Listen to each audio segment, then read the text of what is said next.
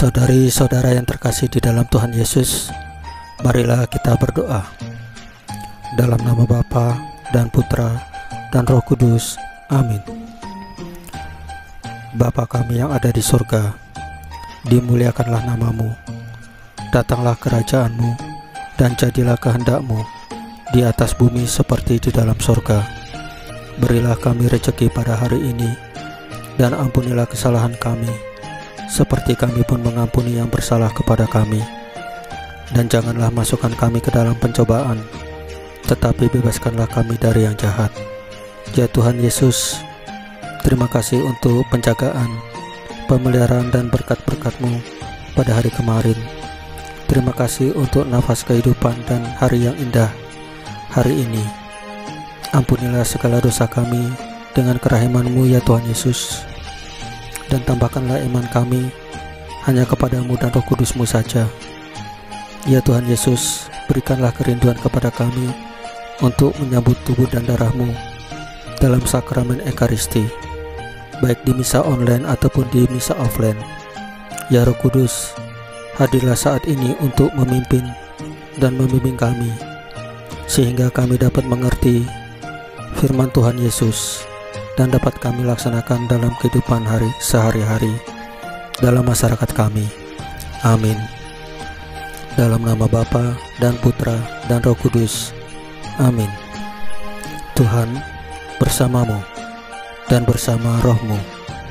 Inilah Injil suci Yesus Kristus menurut Matius pasal 21 ayat 23 sampai dengan 27, dengan perikop pertanyaan mengenai kuasa Yesus.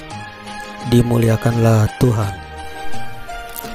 Lalu Yesus masuk ke bait Allah, dan ketika ia mengajar di situ, datanglah imam-imam kepala serta tua-tua bangsa Yahudi kepadanya dan bertanya, "Dengan kuasa manakah Engkau melakukan hal-hal itu? Dan siapakah yang memberi kuasa itu kepadamu?" Jawab Yesus kepada mereka, "Aku juga akan mengajukan satu pertanyaan kepadamu, dan jikalau kamu memberi jawabnya kepadaku, aku akan mengatakan juga kepadamu, dengan kuasa manakah aku melakukan hal-hal itu. Dari manakah baptisan Yohanes? Dari sorga atau dari manusia?" Mereka memperbincangkannya di antara mereka dan berkata, "Jikalau kita katakan dari sorga, ia akan berkata kepada kita, 'Kalau begitu, mengapakah kamu tidak percaya kepadanya?' Tetapi jikalau kita katakan dari manusia, kita takut kepada orang banyak, sebab semua orang menganggap Yohanes ini nabi." Lalu mereka menjawab Yesus, "Kami tidak tahu." Dan Yesus pun berkata kepada mereka, "Jika demikian, aku juga tidak mengatakan kepadamu, dengan kuasa manakah aku melakukan hal-hal itu." Demikianlah sabda Tuhan. Terpujilah Kristus. Saudari-saudara yang terkasih di dalam Tuhan Yesus, kedatangan Yesus adalah pemenuhan nubuat Bileam. Ajaran-ajarannya bagaikan bintang yang menghalau kegelapan, dan mujizat-mujizatnya adalah bukti kuasa Allah yang bekerja di dalam dirinya. Pekerjaan-pekerjaan itu memberikan kesaksian tentang jati diri Yesus. Tetapi para imam kepala dan pemuka-pemuka bangsa Yahudi menolak mengakui jati diri Yesus. Pada masa Advent ini, kita semua diundang untuk bertobat, untuk menyambut Mesias yang akan datang. Kita harus siap mengakui kebenaran, kendati kita harus meninggalkan kenyamanan-kenyamanan yang dituntut pengorbanan besar.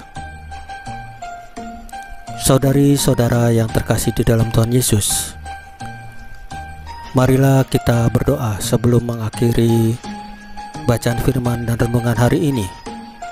Dalam nama Bapa dan Putra dan Roh Kudus. Amin. Ya Allah, murnikanlah kami dari keterlekatan duniawi yang bisa membutakan dan menulikan kami, sehingga tidak mengenal Yesus, Sang Mesias yang akan datang. Kobarkanlah kerinduan kami akan kebenaran. Datanglah ya Tuhan Yesus, dan perbaharuilah seluruh muka bumi. Salam Maria, penuh rahmat, Tuhan sertamu. Terpujilah engkau di antara wanita, dan terpujilah buah tubuhmu Yesus.